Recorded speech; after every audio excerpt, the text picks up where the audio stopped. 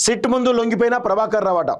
మొన్న సుప్రీంకోర్టు లొంగిపోమని ఆదేశాలు జారీ చేయడంతో తప్పని పరిస్థితిలో ప్రభాకర్ రావు లొంగిపోవడం జరిగింది. సో ప్రభాకర్ రావు నుంచి రాబట్టాల్సిన అంశాలైంది. సో ఒకటి, ఆయనే ఎవరి ఆదేశాలతో చేసిండు? ఆయన ఎస్ఐబి కదా, ఎవరి ఆదేశాలతో చేసిండు? కేసీఆర్ ఆదేశాలతో చేసిండా? కేటీఆరా, లేకపోతే సంతోష్ రావా, లేకపోతే ఇంకెవరు? ఇవన్నీ కూడా బయటపడాల్సిన అవసరం అయితే ఉంది. దీనిపైన ఇంకొక విషయం కూడా నేను చెప్పదలుచుకున్నాను. కవిత భర్త ఫోన్ కూడా ట్యాప్ చేసి చెప్పేసి పలుమార్లు కవిత కూడా చెప్పడం జరిగింది. నేను కవిత గారిని కూడా అడుగుతా ఉన్నాను, మీరు ఈ ఫోన్ ట్యాపింగ్లో ఏం జరిగిందో కొంత డీటెయిల్డ్గా బయట పెట్టాల్సినటువంటి అవసరం అయితే ఉంది. 100% కవిత భర్త ఫోన్ ట్యాప్ జరిగింది అని చెప్పేసి ఆమె స్వయంగా చెప్తా ఉంది. సిట్ కూడా కవిత గారిని, కవిత భర్తను కూడా, ఇద్దరిని కూడా ఈరోజు విచారణకు పిలవాలని చెప్పేసి కూడా నేను డిమాండ్ చేస్తూ ఉన్నాను. సో కేసీఆర్, కేటీఆర్, సంతోష్ రావు, వీళ్ళు ముగ్గురు ఎంత ఎంత దారుణాన్ని కొడగట్టి తెలుసా? సరే, మాలాంటల్లా ఫోన్లు ట్యాప్ చేసిరంటే మేము ప్రభుత్వంలో ఉన్నటువంటి తప్పులను ఎత్తి చూపినాం కాబట్టి ఫోన్లను ట్యాప్ చేసిరు అనుకోవచ్చు. కానీ సొంత బిడ్డ భర్తను, సొంత బిడ్డ ఆఫీస్లో ఉన్నటువంటి సిబ్బంది ఫోన్లను కూడా ట్యాప్ చేసిరంటే వీళ్ళు ఎంత దుర్మార్గులో అర్థం చేసుకోవాలి కదా. వీడికన్నా సిగ్గుండాలి కదా ప్రభాకర్ రావుకు. అరే మన బిడ్డ కదా, ఆమె ఫోన్, ఆ భర్త ఫోన్ ట్యాప్ చేయొచ్చునా? ఈ కేసీఆర్ ఏది చేయమంటే అది చేస్తావు. అరబై కేసీఆర్ వంగవాడు వంగవాడుతావు, ఇంకే ఏది చేయమంటే ఉచ్చ తాగమంటే ఉచ్చ తాగుతావా? వీరికి అండగా మళ్ళా ఆర్ఎస్పీ ప్రవీణ్ కుమార్ అన్నాడు. అందుకే ఇలాంటి దుర్మార్గులను ఒక్కరిద్దరిని కనుక బహిరంగంగా ఉరిదీస్తే, బహిరంగంగా ఎన్కౌంటర్ చేస్తే ఇంకొకటి ఎవ్వడు కూడా ఇట్లా ఏడు, ఇట్లా భయం లేకనే ఇట్లా తయారవుతుంది. వారం రోజుల పాటు సిట్ కార్యాలయంలోనే క్లౌడ్ డేటా, హార్డ్ డిస్క్ల ధ్వంసంపై ప్రశ్నలు, ఎవరి ఆదేశాల మేరకు ఇదంతా చేశారనే విషయాన్ని రాబట్టడంపైనే అధికారుల దృష్టి. ట్యాపింగ్ కేసులో కవిత భర్తను ప్రశ్నించిన సిట్ అంటూ చూస్తాను. 100% కవితను, కవిత భర్తను ఇద్దరిని కూడా ఖచ్చితంగా విచారించాలి. అంటే సిట్కు పిలిచి వాళ్ళ యొక్క విచారించాలని చెప్పేసి కూడా, ప్రశ్నించాలని చెప్పేసి కూడా నేను కోరుతా ఉన్నాను. వాళ్ళని కూడా తెలవాలి, వాళ్ళకి ఏం జరిగిందో పూర్తి ఇన్ఫర్మేషన్ వాళ్ళ దగ్గర ఉంది. అడిగితే అన్ని వివరాలు చెప్తారు. మీకు ఈ ఇన్వెస్టిగేషన్కు కొంత ఈజీ అయ్యేటువంటి అవకాశం ఉంటుంది. ప్రభాకర్ రావు ఈ వారం రోజులు కూడా ఒక్క మాట కూడా మాట్లాడు. ఎందుకంటే ఈయన పోలీస్ ఆఫీసరు, విచారించేది పోలీస్ ఆఫీసర్ కాబట్టి ఈయన నుంచి ఒక్కటంటే ఒక్క విషయాన్ని కూడా రాబట్టరు అనేది నాకైతే అనిపిస్తూ ఉంది. మరి ఏం చేస్తారో చూడాల్సిన అవసరం అయితే ఉంది. ఒకసారి పూర్తిగా మనం చదివేటువంటి ప్రయత్నం అయితే చేద్దాం మిత్రులారా.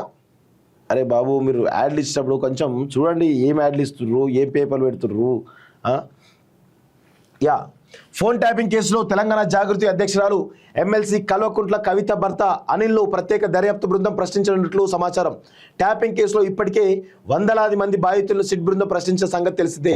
ట్యాప్ అయిన ఫోన్ నెంబర్ల జాబితాలో అనిల్ నెంబర్ కూడా ఉన్నట్లు సమాచారం. ఇంటి అల్లుడు అని చూడకుండా తన భర్త ఫోన్ను ట్యాప్ చేశారని కవిత సైతం ఆరోపించారు.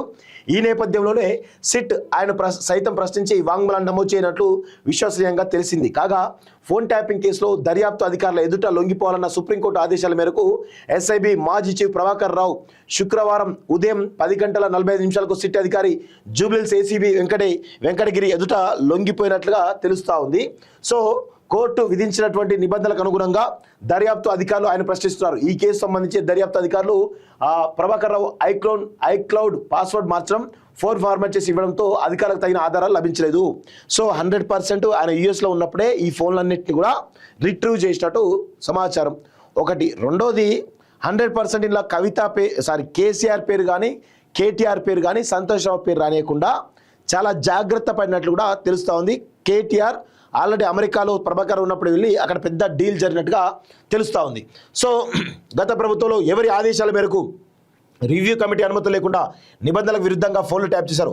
ఎస్ఐబి కార్యాలయంలో హార్డ్ డిస్క్లు ఎందుకు ధ్వంసం చేసి కొత్త హార్డ్ డిస్క్లు ఏర్పాటు చేశారు అని వారు ప్రశ్నించినట్టు సమాచారం. అలాగే ఎస్ఐబి కార్యాలయంలో ప్రత్యేకంగా ఎస్ఓటీ ఏర్పాటు చేయడానికి గల కారణాలు, ఎస్ఓటీ సేకరించిన డేటా ధ్వంసం, ఎస్ఐబి వద్ద 3 దశాబ్దాలుగా ఉన్న అత్యంత కీలకమైన సమాచారం ధ్వంసం చేయడానికి గత ప్రధాన కారణాల గురించి కూడా సిట్ అధికారి వెంకటగిరి నేతృత్వంలో అధికారుల బృందం ప్రశ్నించింది. కానీ వారు అడిగిన ప్రశ్నలు వేటికి ఆయన నుంచి సరైన సమాధానం రానట్టు తెలిసింది. ఈ కేసు సంబంధించి ఇదివరకు సిట్ ఎదుట హాజరైన సమయంలోనే తన వద్ద ఉన్న మొత్తం సమాచారం అందించారని, కొత్తగా చెప్పాల్సింది ఏమీ లేదని ప్రభాకర్ రావు తెలిపినట్లు సమాచారం.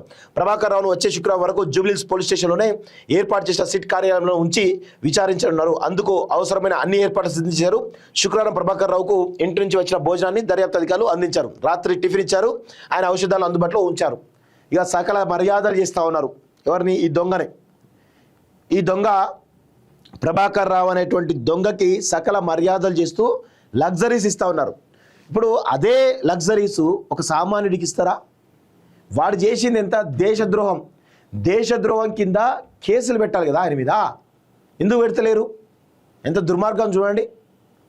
ఇంకా సకల మర్యాదలు చేస్తూ రాచరిక మర్యాదలు చేస్తూ ఉన్నారు. ఫస్ట్ ఇలాంటి వాడిని తీసుకుపోయి జైల్లో బొక్కలేస్తే అన్ని సెట్ అవుతాయి. వారం రోజుల వరకు నోరు విప్పకపోతే ఈరోజు సిట్టు పరిస్థితి ఏంది? ఏం చేయబోతున్నారు? ఇవి కూడా చెప్పాలి. అరెస్ట్ చేయాలి. సుప్రీంకోర్టు ఆల్రెడీ లొంగిపోమని చెప్పింది, డేటా ఇవ్వమని చెప్పింది. డేటా ఇచ్చే పరిస్థితి లేడు. కాబట్టి 100% ఆయనను అరెస్ట్ చేయడానికి అవకాశాలు అయితే ఉన్నాయి. ప్రభాకర్ రావుకు ఖచ్చితంగా అరెస్ట్ చేసి పలుమార్లు విచారిస్తే కానీ ఈ కేసులో మీకు రావాల్సిన వివరాలు కూడా బయటపడే అవకాశాలు అయితే లేవు. సో ఇది 100% వాస్తవంగా కనబడతా ఉంది.